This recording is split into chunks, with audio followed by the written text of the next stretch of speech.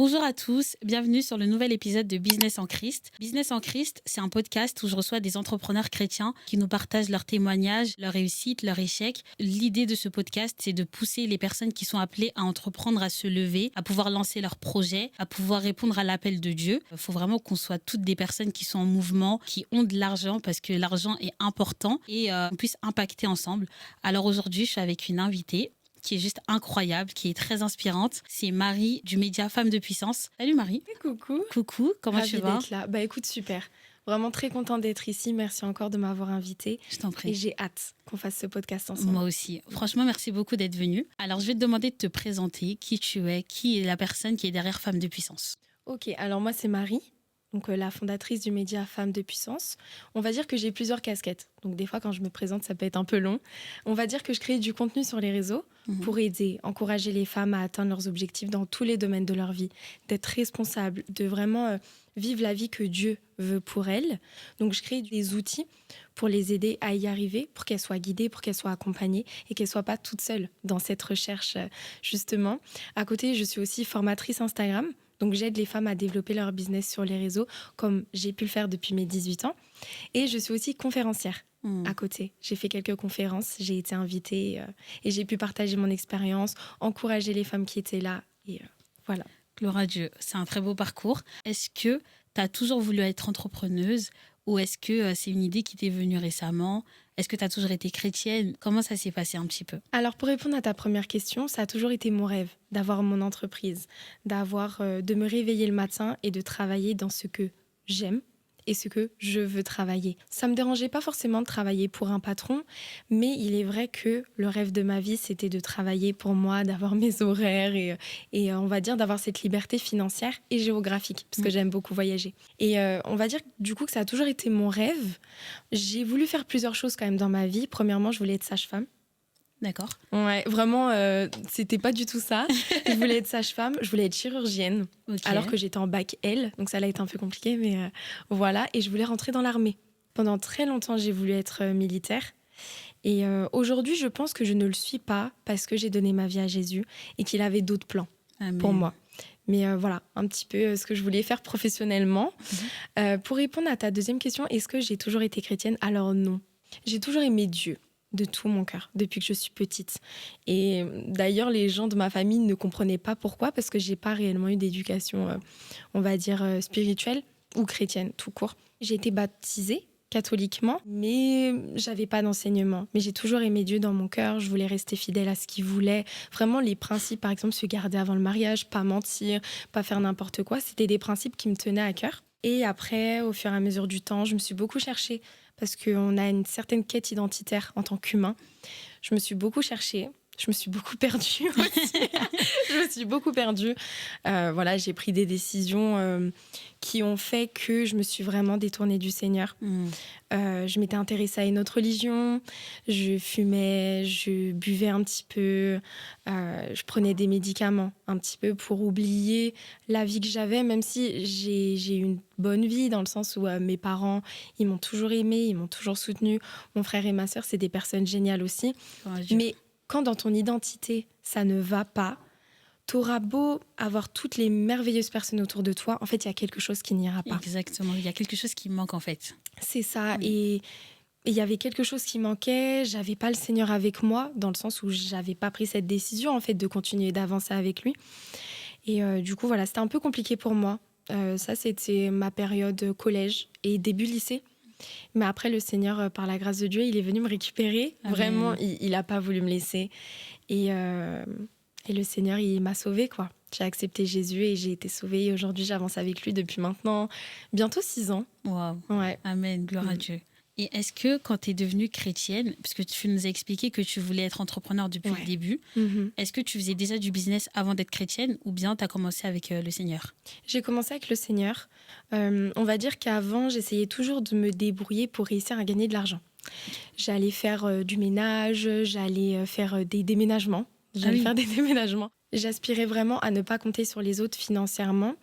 Et c'est pour te dire, j'ai rapidement acheté mes propres vêtements, même si bien sûr mes parents avant ils me les achetaient, mais j'ai rapidement acheté mes propres vêtements. Je suis partie en vacances avec une amie. J'avais vraiment cette inspiration très profonde de gagner mon propre argent. Donc par contre, je me débrouillais toujours pour réussir à vendre des jouets que j'avais quand j'étais petite, revendre des choses que j'utilisais plus. J'ai toujours eu cette fibre, par contre, de vente. Ça, c'est clair. Est-ce que c'est ton premier business, Femme de Puissance ? Oui. D'accord. Ouais, c'est le premier business que j'ai eu. J'avais 18 ans quand j'ai lancé mon business. Ça faisait quelques mois que j'avais Femme de Puissance. Et en fait, au départ, quand j'ai créé Femme de Puissance, c'était pas du tout dans l'optique de créer un business. C'était le tout début d'Instagram. Il y a des gens qui commençaient à gagner de l'argent avec les réseaux sociaux, mais pour moi, ça paraissait assez flou, je m'y connaissais pas réellement. Et du coup, quand je me suis lancée sur les réseaux, quand le Seigneur m'a demandé de le faire, je l'ai fait de bon cœur. Mes motivations, c'était pas du tout, par exemple, de développer un business ou de gagner de l'argent. Non, pas du tout. C'était vraiment pour impacter, pour encourager. Et en fait, quand j'ai vu que mon compte Instagram commençait à bien se développer, je me suis dit, Seigneur, je pense qu'on peut faire quelque chose avec. Et j'ai commencé à avoir vraiment la paix dans mon cœur. Et j'ai commencé à travailler sur une formation Instagram. Et ça s'est développé. J'ai commencé à la vendre. Et j'ai fait mes premiers SMIC sur les réseaux sociaux en vendant une formation Instagram. Et quand j'ai vu ça, je me suis dit, mais en fait, tout est possible. Il y a eu un déclic. Il y a eu un déclic immense. Oui. Il y a eu un déclic immense. Je me suis dit, mais en fait, Seigneur, tout est possible. Je peux réellement vivre de ma passion, de ce que j'aime faire, donc encourager, aider les gens, les équiper, les conseiller, avec Instagram. Et j'avais 18 ans. J'étais en cours, j'étais en train de travailler sur mon ordinateur, alors que mon école, je la payais quand même. D'accord. Mais j'étais passionnée. Je voyais que par l'œuvre de Dieu dans mon business, que travailler, c'était une réelle passion en fait. Et est-ce qu'avec les produits que tu as vendus, tu as des témoignages de femmes qui vraiment n'arrivaient pas à être organisées, n'arrivaient pas à être productives ? Est-ce que tu as quelques témoignages ? J'en ai plein. Franchement, j'en ai plein. Il y a une femme qui m'avait beaucoup touchée. C'était très compliqué dans sa vie maritale. Et c'était très compliqué. Elle avait des enfants. Et en fait, son mari, financièrement, n'était pas du tout là. Donc, elle s'occupait de tout. Tout financièrement, de ses enfants, de son mari. En fait, elle s'occupait clairement de la vie de tout le monde dans sa maison. Et en fait, elle m'a dit, Marie, c'était le seul argent qui me restait. Et j'ai décidé de l'investir en fait dans My Success Life. Donc ma méthode pour atteindre ses objectifs en 4 mois. Quand j'ai vu ça, ça m'a tellement touchée. Et après, elle m'a recontactée. Elle m'a dit, mais Marie, tu sais pas comment ton My Success Life, donc c'est un template Notion, comment il a changé ma vie. J'ai décidé d'être intentionnelle pendant 4 mois. Je me suis rapprochée du Seigneur. J'ai pu avoir du temps pour moi. J'ai pu travailler sur mes projets. J'ai pu prier pour mon mari. Et je me suis dit, mais Seigneur, en fait, c'est ça aussi mon entreprise. C'est pas uniquement pour gagner de l'argent. Bien sûr qu'on a besoin de payer nos factures, on a besoin de payer nos déplacements, on a besoin de vivre, en fait, on a besoin d'argent sur cette terre. C'est clair. Mais ça va bien plus loin que ça. C'est l'impact, le changement que ça crée dans la vie de ces personnes. Tu te rends compte que ce que le Seigneur te permet de créer, ça transforme la vie de certaines personnes. C'est tellement un rêve. Franchement, c'est un rêve. C'est incroyable. Et en vrai, tu te rends pas compte quand c'est digital. Parce que si on ne te fait pas de retour, il y a une personne, sa vie, elle peut être transformée avec tes produits, avec ton service, avec ce que tu fais, tes paroles sur Internet, sur les réseaux. Mais si elle ne te le dit pas, tu ne le sais pas. Du coup, il y a aussi ce contraste où tu te dis, Seigneur, je fais. Mais des fois, si tu n'as pas de retour, tu peux te remettre en question. Tu vois ? Ça t'est déjà arrivé ? Oui, ça m'est déjà arrivé plusieurs fois. Pas que j'avais pas forcément de retour, mais je me disais, Seigneur, si mon produit il était si bien que ça, des retours, j'en compterais par dizaines par jour. Parce qu'il y a beaucoup de femmes qui ont pris mes produits. My Success Life, je ne saurais même pas compter les personnes qui l'ont acheté. Ça se compte en milliers de personnes. Amen. C'est énorme. Et du coup, je me disais, mais Seigneur, sur ces plus de 1000 personnes, pourquoi j'ai que, je sais pas, une centaine, 200 à peu près, d'avis ? Si ça changeait vraiment leur vie, elles me contacteraient. Et en fait, j'ai eu à cœur, vraiment, concentre-toi sur ce que tu reçois. Donc, l'avis de ces femmes-là. Et le reste, tu sais pas ce qui se passe. Ça se trouve, il y en a une, elle a développé son business. Aujourd'hui, elle travaille dans un autre pays et ça lui a changé la vie. Tu ne sais pas. Donc aujourd'hui, focalise-toi sur les avis que tu reçois et tu le sais que ça impacte. Parce que c'est moi qui t'ai donné cette idée. Amen. C'est pour te dire, My Success Life, je l'ai créé. Je sortais d'une période très creuse dans mon business où je voulais plus gagner d'argent que je voulais transformer la vie des gens. Parce que justement, mon business, il tournait pas autant qu'avant. Et du coup, je me disais, mais ok, qu'est-ce que je peux faire ? Qu'est-ce qui fonctionne aujourd'hui ? Ok, donc je vais créer ça. Et je voyais, je faisais des lancements à 100 €, 200 euros. C'est catastrophique, tu vois. Enfin, à mon échelle, c'est catastrophique parce que j'ai beaucoup d'abonnés, j'ai beaucoup de femmes qui me suivent et je me suis tellement remise en question. C'était tellement dur professionnellement parce que du coup, j'avais l'impression de m'épuiser, mais au final, j'avais pas de résultat. Ouais. Et le Seigneur, il m'a dit, faut que tu arrêtes, ton cœur, il est pas bon en fait. Comment tu veux que je bénisse ton entreprise si en fait tu penses qu'à gagner de l'argent sur cette période-là? Wow. Franchement, je me suis beaucoup remise en question. Et j'ai un bon entourage aussi qui m'en a parlé, parce que je raconte beaucoup mes projets à mes amis. Et ils m'ont dit, là, Marie, j'ai l'impression que tu fais pour faire aussi. Et je me suis dit, oui, je fais vraiment pour faire. Juste parce que là, je sens que mon business, je gagne plus autant d'argent et j'ai besoin que la machine reparte. Mais en fait, je le faisais avec mes propres forces. J'ai tout arrêté pendant quelques semaines, je crois. Et j'étais sur mon canapé. Et là, je pense à créer un template Notion. C'est flou. Un template Notion pour aider les femmes, quelque chose de plus concret. Et je me dis, attends, Seigneur, qu'est-ce que je peux faire? Et là, je prends mon ordinateur, j'ouvre Notion. Je commence à créer. J'ai terminé My Success Life en 2 jours. Mais non.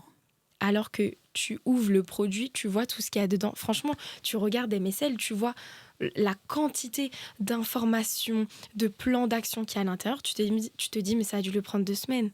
C'est la com qui m'a pris 2 semaines, le temps de le teaser, etc. Je l'ai fini en 2 jours. Gloire à Dieu. Parce que l'état de cœur était différent. Je voulais aider. Je voulais transformer la vie des femmes qui allaient prendre ce template. Pas juste elles dépensent de l'argent, j'ai de l'argent, je suis contente. Non, mais elles ont leur vie transformée en fait. Amen. Et c'est là que j'ai vu vraiment que Dieu était dedans. Amen. C'est incroyable. Est-ce que tu penses que la période creuse que tu as eue, c'est parce que tu faisais du business avec des produits digitaux? Je veux dire, est-ce qu'il y a une différence entre les produits digitaux et les produits physiques? Je pense pas qu'il y ait une réelle différence, étant donné que je consomme les deux et j'aime les deux. Maintenant, le plus gros pourcentage de mon chiffre d'affaires, c'est des produits digitaux. Donc je pense que non.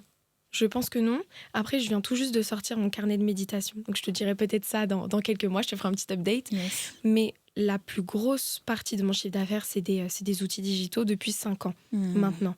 Et je vis de mon business. Donc je ne pense pas que si c'était des produits physiques, ça aurait peut-être gagné plus d'argent, je ne sais pas. Par contre, en parler, les mettre en avant et plus facilement les vendre, je pense effectivement qu'avec des produits physiques, c'est un peu différent et l'impact peut être plus rapide. Oui. Parce que la com, elle est différente. Tu le vois directement, le visuel. Tu montres une brosse à cheveux, tu montres une brosse à cheveux. Tu montres un template Notion. Oui, c'est sur ordinateur, tu peux le voir, c'est sur une tablette, un téléphone. Mais c'est pas réellement dans tes mains. Oui. Tu vois ce que je veux dire?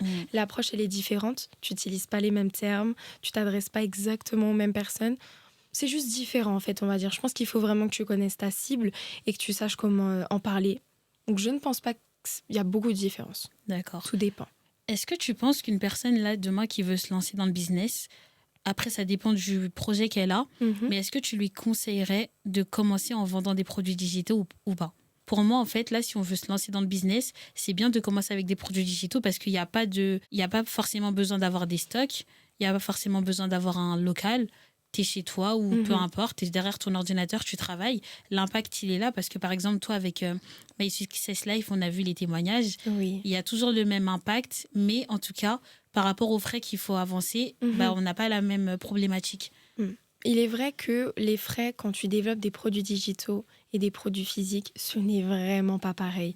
T'as pas besoin d'avoir de capital de départ, tu vois.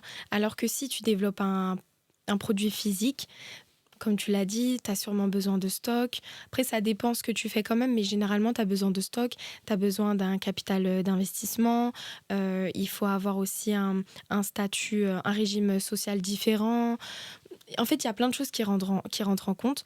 Je ne peux pas te donner une réponse générale parce que sur le papier, oui, c'est plus simple de développer un business dans les produits digitaux au début, quand tu n'as pas de capital, quand tu n'as pas forcément beaucoup d'investissement possible financier. Maintenant, si ta passion, ce n'est pas les produits digitaux et que ce n'est pas développer un produit digital, non. Parce que de un, tu vas perdre du temps. Si c'est pas ce que Dieu veut pour toi, tu vas encore plus perdre de temps. Si ça te passionne pas, ça va un petit peu assécher la passion que tu peux avoir dans ton cœur pour l'idée de business que tu avais de base. En fait, pour moi, comme je t'ai dit, il n'y a pas de règle générale là-dessus. Tout dépend de ton projet, tout dépend de ce que tu veux développer et ce qui brûle sur ton cœur surtout. Parce qu'en vrai, même si développer un business physique, ça peut être un petit peu plus, on va dire, compliqué parce qu'il faut du stock, il faut parler à des fournisseurs, etc.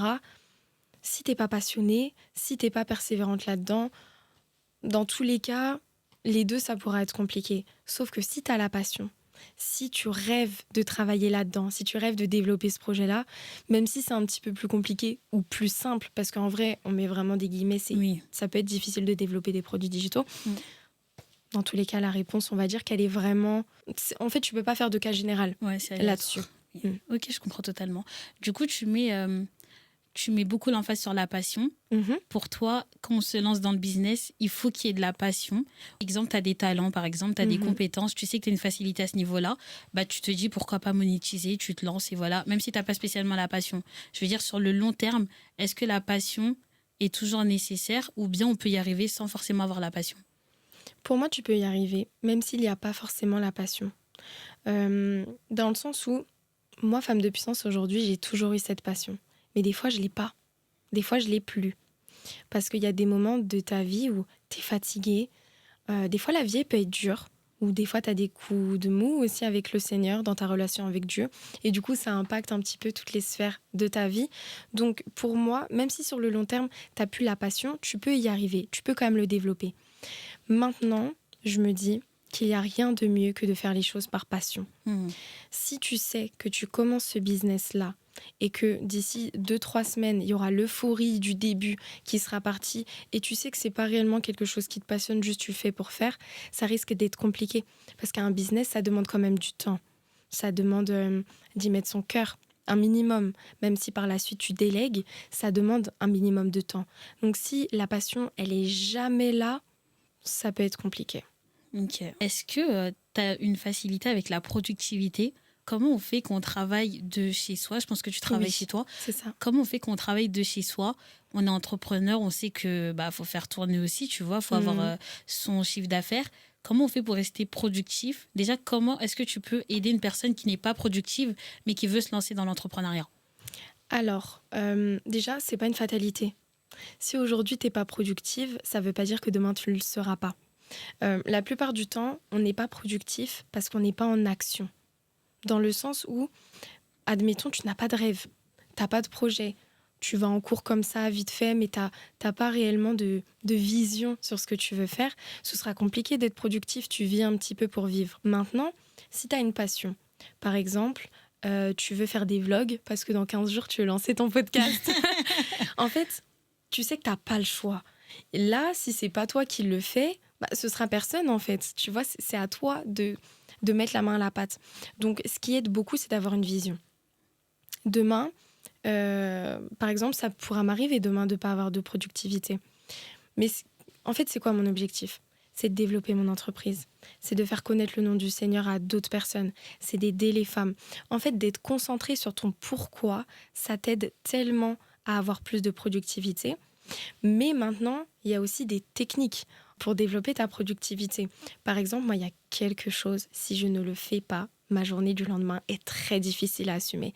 C'est si je ne me couche pas tôt. D'accord. Si je dépasse minuit, je sais que le lendemain, j'aurai cette fatigue mentale, un petit peu ce brouillard.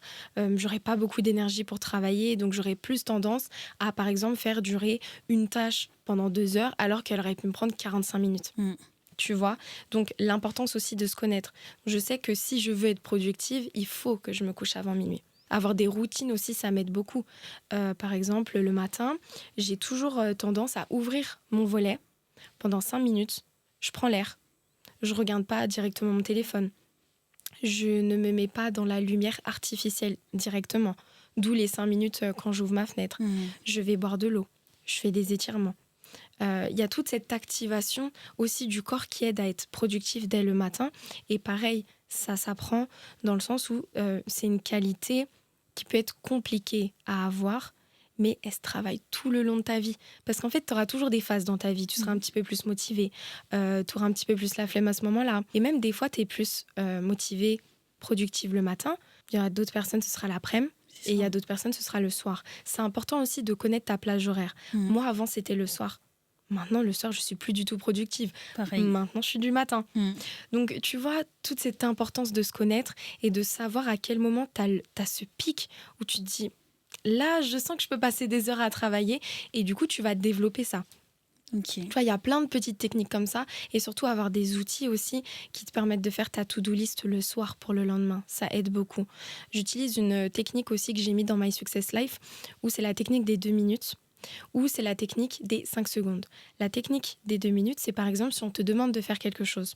Si ça te prend plus de 2 minutes alors que tu es occupé, tu le fais pas. Wow. Tu vois. Par exemple, là, je me dis, je suis en train de travailler. Oh, j'ai oublié qu'il faut que j'aille poster du courrier. Est-ce que ça te prend plus de 2 minutes? Oui. Donc, tu le feras plus tard. D'accord.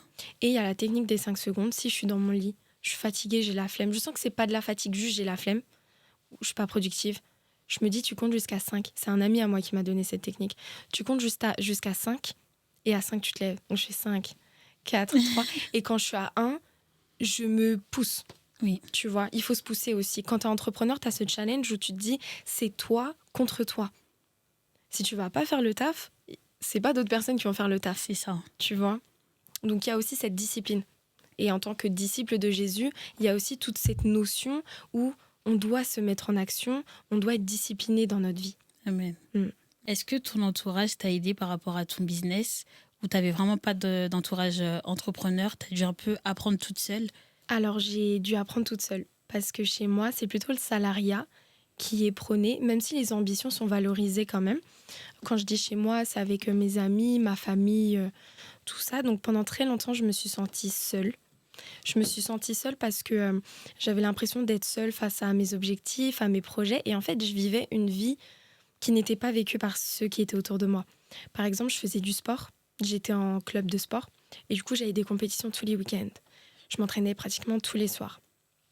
Et en même temps, je faisais mes devoirs. Et en même temps, je devais aller voir mes amis. Et en même temps, je travaillais sur mes projets. Et en même temps, il y a des copines qui voulaient me voir. Du coup, il y avait aussi ce challenge où je n'avais pas du tout la même vie que mes copines. Et il y avait beaucoup d'incompréhension. Et j'ai senti à un moment que limite, elles n'étaient pas contentes qu'on n'ait pas la même vie, sauf qu'on n'avait juste pas la même vision. C'est ça. Aujourd'hui, c'est toujours mes amis. Il y en a certaines, c'est toujours mes amis, mais on n'a pas la même vie. Parce qu'on n'a pas eu la même vision. Tu vois, je dis pas que ma vie est meilleure, mais je dis que je suis allée là où j'avais prévu d'aller parce que j'ai été disciplinée et parce que j'ai fait ces choix aussi de vivre la vie que je voulais vivre, même si c'était dur parce que du coup, j'étais pas réellement accompagnée. Même si j'étais encouragée certaines fois quand les résultats étaient là, j'étais pas accompagnée, tu vois. Donc c'était challengeant. Ok, donc en fait, quand on a un entourage qui n'est pas spécialement entrepreneur, qui n'ont pas la vision ou même qui ne comprennent pas nos choix, c'est vraiment de s'accrocher sur ce qu'on veut faire, nos objectifs, aussi parfois ce que le Seigneur nous a dit, et finalement, on voit les résultats. C'est ça. Même si ça peut prendre du temps, même si des fois, tu es face à des moments de doute, tu te dis, mais est-ce que ça sert vraiment à quelque chose que je fais? Parce que justement, tu as ce gros contraste entre la généralité des personnes et toi. Tu te dis, mais mon chemin, il est super bizarre comparé à eux. Mais en fait, c'est parce que tu n'as pas les mêmes rêves. Tu n'as pas les mêmes objectifs. Tu sais où tu veux aller, donc tu n'as pas le choix de prendre certaines décisions. Tu vois, tu n'as pas le choix d'aller travailler quand, par exemple, eux, ils vont sortir. Tu as forcément le choix. Mais tu veux pas te laisser le choix. En fait, tu veux aller là où tu as décidé d'aller. Amen. Et encore plus après quand le Seigneur vient, parce qu'après, tu n'es plus toute seule. Mais c'est un challenge quand même de ne pas être entourée d'entrepreneurs au départ. Même par la suite, moi, je me suis rendu compte que je me suis beaucoup renfermée. Par exemple, ça fait 4-5 ans que j'ai mon entreprise. Je travaille tout le temps chez moi. Il m'arrive de sortir, mais c'est vrai que je suis du coup devenue un peu casanière. Et ça, c'est un challenge que j'ai aussi de m'ouvrir un peu plus aux autres entrepreneurs aujourd'hui. Est-ce que tu as d'autres challenges par rapport à Femmes de puissance? Tu nous as parlé de la période creuse, oui. Mais est-ce qu'il y a d'autres challenges, on va dire un peu l'envers du décor du côté entrepreneuriat, pour les personnes qui vont se lancer, pour qu'elles sachent un peu comment ça se passe? Alors le challenge, je dirais que c'est la créativité. C'est compliqué des fois de créer du contenu sur les réseaux parce qu'en fait, tu as ce challenge où tu sais que la qualité doit primer sur la quantité, mais en même temps, tu es consciente que s'il n'y a pas de quantité, ta visibilité, on va dire qu'elle va être moindre. Tu vois, donc je dirais qu'aujourd'hui, ce challenge, c'est celui-ci, ne pas faire pour faire. En fait, c'est un peu un challenge que j'ai toujours eu et j'y fais vraiment attention parce que je ne veux pas tomber dans cette spirale justement de faire pour avoir, faire pour avoir, même si ça n'enlève pas le côté stratégique. Par exemple, je sais que si je crée ce contenu-là, je risque d'avoir tel résultat. Je vais sûrement créer ce genre de résultat, des achats, des abonnements, des commentaires, de l'engagement, mais mon cœur, il est plus tourné vers ça, mais vers la transformation. Parce que je sais que dans tous les cas, s'il y a une transformation, s'il y a de l'aide, si je réponds à ce besoin-là, les résultats viendront. Parce que Dieu pourvoit. Mais maintenant, ça, j'essaie de plus m'en soucier. Même si des fois, ça arrive parce qu'en tant qu'entrepreneur, surtout quand tu as une micro-entreprise, que je suis en micro-entreprise, tu as ce challenge où tu te dis, si je travaille pas, il n'y a pas d'argent qui rentre. Mais aujourd'hui, justement, j'apprends à créer tout ce système où, par exemple, quand je suis partie en Guadeloupe, j'ai gagné de l'argent. Parce que j'ai créé tout ce système d'acquisition par mon contenu, par mes newsletters, par ma présence sur les réseaux, par le bouche à oreille. Donc il y a aussi cette stratégie qu'il faut mettre en place. L'automatisation. Exactement. L'automatisation, quand tu es entrepreneur, c'est obligatoire. Si tu veux limiter un peu ce côté où tu te sens esclave de ton business, où tu dois faire tout le temps. Mais ouais, je dirais que ça, c'est un de mes challenges. Et la création de contenu, parce que ça prend beaucoup de temps. Okay. Beaucoup de temps, et c'est le socle un peu de mon entreprise, personnellement. Est-ce que je pense que ça sera l'une des dernières questions par rapport au fait de se comparer, parce que du coup, tu es sur les réseaux, tu es sur Instagram et TikTok. Comment tu fais pour... ou est-ce que c'est un challenge, j'en sais rien, mais comment tu fais pour pas te comparer, pour pas être frustré quand d'autres avancent plus que toi? Les réseaux, tu vois, c'est un peu délicat, donc comment ça se passe à ce niveau-là? Alors, ce que j'essaie toujours de me rappeler, c'est qu'on ne voit pas l'envers du décor. Tu vois, on peut voir que certains contenus fonctionnent et toi, tu te dis, mais pourquoi moi, mon contenu, il n'a pas fonctionné comme ça? Mais en fait, il faut aussi se rappeler que tous les contenus que tu vois sur les réseaux sociaux, ils ont plusieurs objectifs. Il y a des posts, tu peux faire pas beaucoup de likes, mais par contre, tu auras plusieurs commandes. Oui. Tu vois, il y a des contenus, ils peuvent être très viraux parce que là, ton objectif, c'était de gagner en visibilité. Mais pourtant, tu n'auras pas beaucoup de ventes. Tu vois, en fait, chaque contenu a son objectif. Donc, j'essaye aussi de relativiser et de me dire, fais ton taf. Tu fais ce que tu as à faire. Le Seigneur t'a donné ce projet, le Seigneur t'a donné cet objectif. Maintenant, à toi de travailler pour, mais te compare pas aux autres. En fait, les autres, on va dire que c'est plutôt un miroir qui te permet d'être motivé, d'être inspiré. Moi, quand je regarde du contenu d'autres personnes, la première des choses que je fais, c'est me dire, ok, là, si j'aime son contenu, j'analyse. Qu'est-ce que cette personne, elle a fait? Qu'est-ce que je pourrais ajouter à mon contenu sans copier? C'est vraiment le principe de s'inspirer. Sur les réseaux sociaux, il faut s'inspirer, il ne faut pas se comparer. Parce qu'il y a plein de choses, en fait, qui rentrent dans cette équation, on va dire, de comparaison. Tu vois? Et aujourd'hui, moi, je sais que j'ai eu du mal de base à faire des vidéos sur les réseaux sociaux parce que justement j'étais encore très jeune et j'avais beaucoup cette comparaison avec les autres femmes. L'image que je pouvais renvoyer, je n'aimais pas l'image que je renvoyais. Et en fait, je me suis dit, mais je veux pas limiter l'œuvre de Dieu, je veux pas limiter mon business parce que je me montre pas, parce que j'ai peur. C'était ça le fondement en fait de pourquoi je me montre pas. Par la suite, parce qu'au départ, c'était une instruction du Seigneur. Je devais pas me montrer. D'accord. C'était vraiment tu crées une base très solide et par la suite, tu pourras montrer ton visage. Mais quand le Seigneur m'a donné le feu vert, moi, c'était compliqué pour moi. Et c'est justement là que j'ai dû apprendre à m'aimer, à travailler sur moi, à être équilibrée et à regarder ce que les autres font pour m'inspirer, mais ne pas que ça puisse m'impacter négativement, tu vois. Je vois totalement. Et ça, c'est important. C'est un beau travail en tout cas que tu as fait. Et franchement, gloire à Dieu parce que le fait que tu te montres, ça crée de la proximité aussi avec nous, les personnes qui te suivons. Et du coup, ça montre qu'on peut être jeune et qu'on peut impacter. Il y a tellement de choses derrière le fait que tu te sois montré. Donc franchement, c'est beau que tu aies pu le faire. Ça montre aussi qu'il faut travailler sur soi. Quand tu parles beaucoup de confiance en soi, etc., c'est important. Donc franchement, bravo. Bravo. Et là, pour finir, tu as lancé un carnet de méditation. Oui. J'aimerais bien que tu puisses nous le présenter. Alors, c'est mon carnet de méditation que j'ai créé il y a maintenant quelques mois. Je l'ai sorti en novembre. C'est un carnet que le Seigneur m'a mis à cœur de créer. À vrai dire, c'était un des rêves que j'avais d'avoir un carnet pour moi de base. Et après, je me suis dit, mais pourquoi en fait ne pas en faire profiter d'autres femmes? Donc, c'est un carnet de méditation où à l'intérieur, il y a la méthode VOAP. Ça permet de noter le verset, d'écrire les observations. Donc, à première vue, qu'est-ce que tu lis dans le verset? Qu'est-ce qui te dit? Qu'est-ce que tu peux comprendre? Ensuite, il y a l'application. Comment tu peux appliquer en fait ce verset à ta vie pour pouvoir justement le vivre, pour pouvoir être encouragé et pour pouvoir vivre la vie en fait que Dieu veut pour toi et devenir la femme que Dieu veut que tu deviennes. Et après, l'espace prière pour justement pouvoir, on va dire, un petit peu sceller ce que tu viens de noter. Il y a des citations Il y a aussi une avancée dans la Bible. Ça te permet de savoir en fait ce que tu as lu. Il y a des fiches de méditation libre pour être beaucoup plus libre dans ta méditation si tu le souhaites. Il y a une fiche aussi pour être créative si tu veux dessiner dans tes temps avec le Seigneur. Et voilà, il est vraiment très très complet. Pareil, mes sujets de prière. C'est le carnet de mon cœur et il est disponible sur Amazon. Yes. Donc vous pouvez écrire Carner et vous pourrez l'avoir chez vous. Magnifique, magnifique. Franchement, merci beaucoup. Moi, personnellement, je l'ai commandé. Il m'a beaucoup aidé parce que c'est vrai que c'est plus simple, en tout cas pour moi, de prier plutôt que de méditer. Mais sauf qu'en fait, au bout d'un moment, si on médite pas, on n'est pas complet, en fait. On peut prier, mais même pour prier, il faut que tu connaisses le Dieu que tu pries. Et ça passe par la méditation. Donc, ton carnet m'a beaucoup aidé. Et je pense qu'il aidera toutes les personnes qui vont le commander. Donc, n'hésitez pas à le commander. On mettra le lien dans la description. Et en tout cas, j'ai été très honorée de te recevoir, Marie. Franchement, tu nous as partagé de très belles clés. Donc, merci beaucoup. Merci à toi, vraiment. Si vous avez apprécié le podcast, si vous voulez en apprendre plus sur d'autres entrepreneurs chrétiens, n'hésitez pas à vous abonner.